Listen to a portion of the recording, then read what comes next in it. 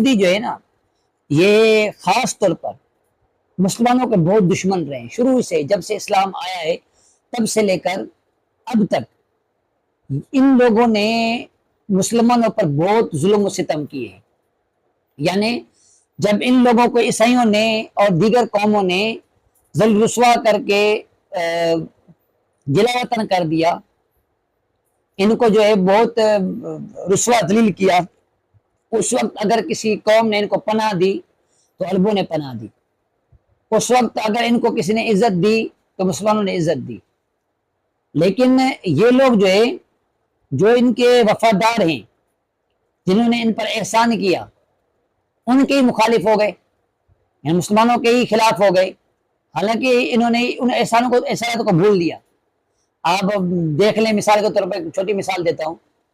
مثال کے طور پر فلسطین کو دیکھ لیں۔ فلسطین کے اندر تو